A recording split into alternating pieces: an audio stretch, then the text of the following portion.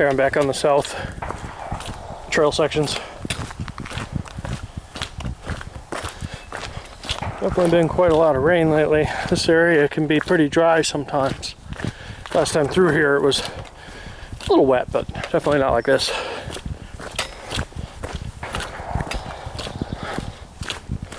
Both good and bad. We can definitely use the rain, I'm sure, but the mosquitoes also like it.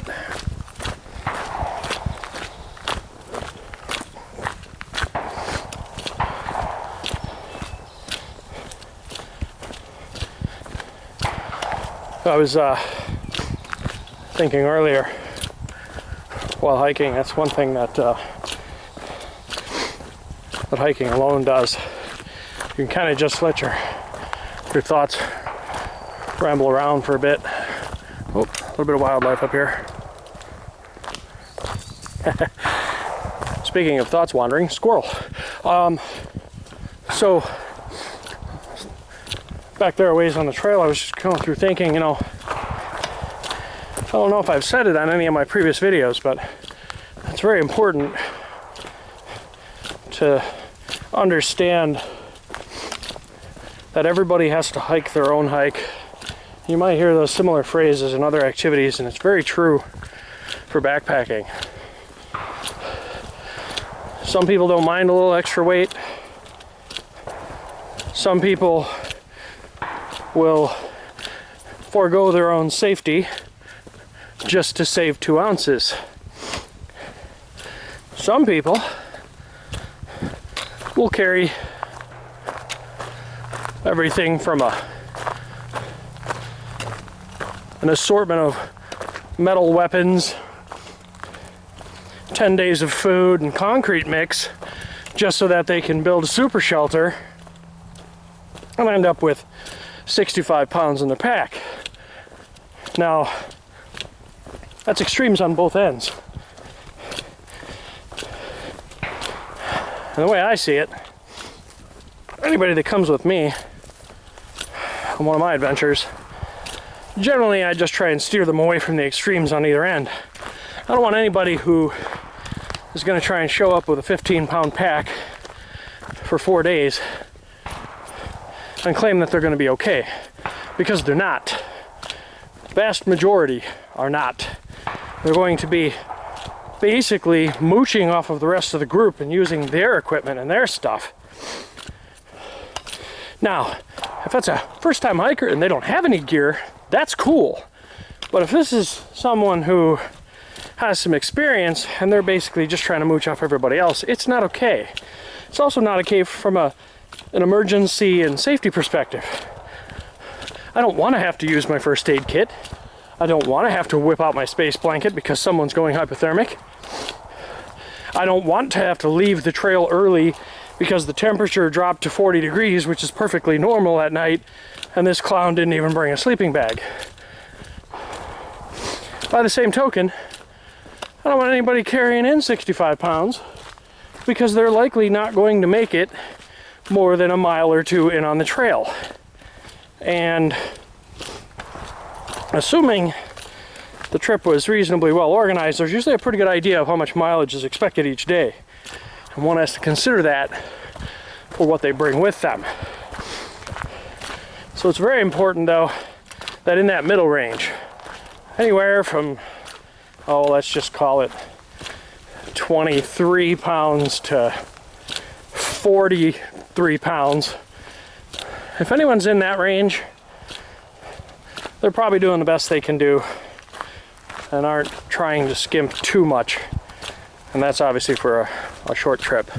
Anything longer in that lower number needs to come up because food's heavy. But it's important that people be allowed to hike their own hike. By the same token, hiking speed is also a thing. Some people like to move slow and spend their time through the day really taking in nature, maybe arrive at camp just before dark.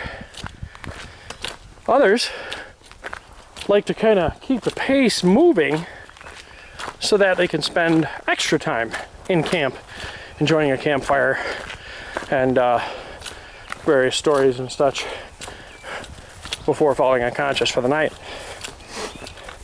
So in a big group, sometimes it's best to let the faster ones go up ahead just a little bit and have a predetermined understanding that they're not going to go up and get too far out of sight before they stop and wait for the others to kind of catch up.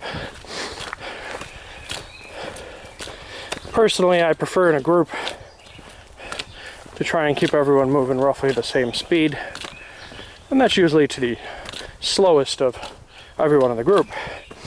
After one hike, you can pretty much tell, you know, whether or not you should invite certain people on hikes where you're going to be doing 10 miles in just a matter of, you know, 3.5 hours, or if you're planning on doing that 10 miles over the course of a few more hours to allow others to go at a slower pace.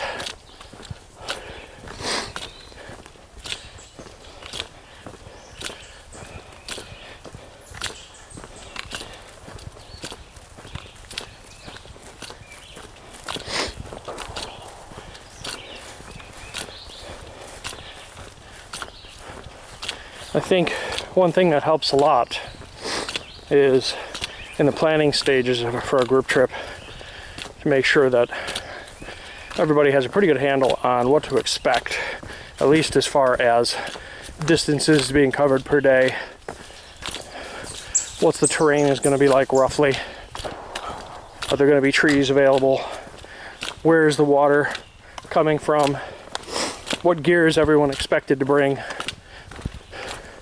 Even for a 3 to 4 day backpacking trip, a lot of discussion beforehand is healthy.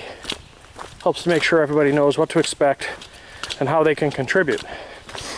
Another example, if someone doesn't have any gear, they're new to the whole thing, maybe this is their first time really trying backpacking, they probably won't have all the gear, so they're going to have to borrow someone's stove, they're going to have to borrow a water filter, use of a water filter.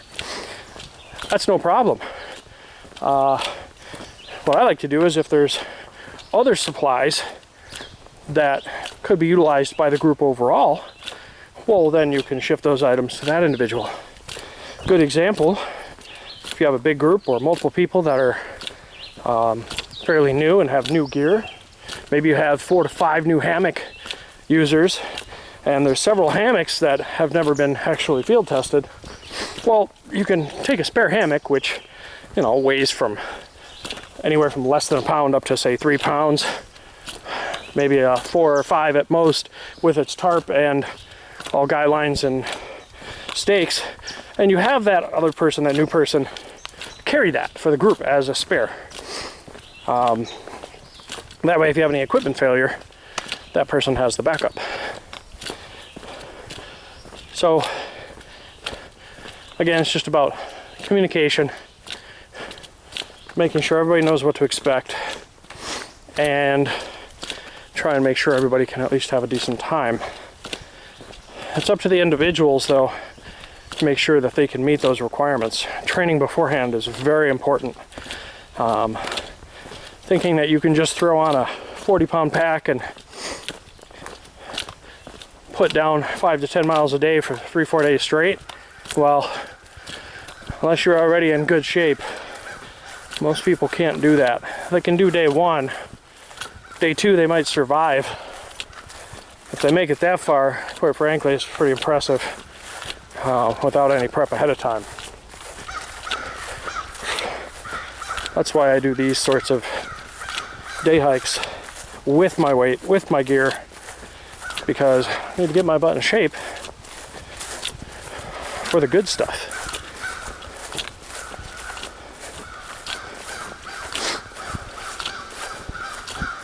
In case you're wondering, no, that's not an anthill. It's just some clean fill they drop out here for some reason.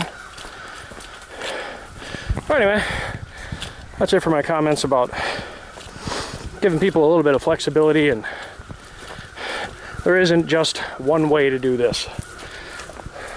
There's a range, there's a comfort range, and a safety range,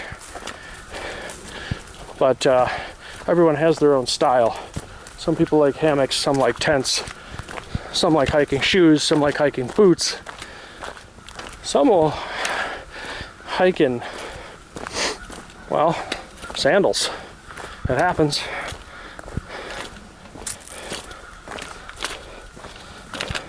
As long as that's okay with them, and as long as you have some indication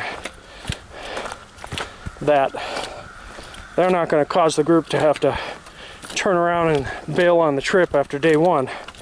As long as you know, because they're training, they're actually wearing that stuff with the weight on their back, and they're training, doing 5 to 10 mile hikes regularly before that trip, preferably 2 to 3 days in a row at one point to really push it. As long as they're doing that, then you can have some confidence to know it'll work out just fine.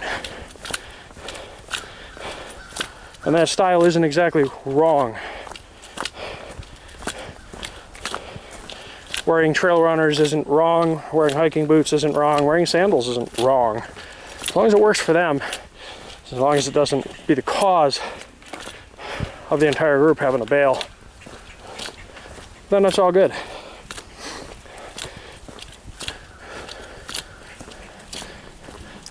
Anyway, I'm going to stop recording now because this is a really cool section of the trail and I'm going to enjoy it.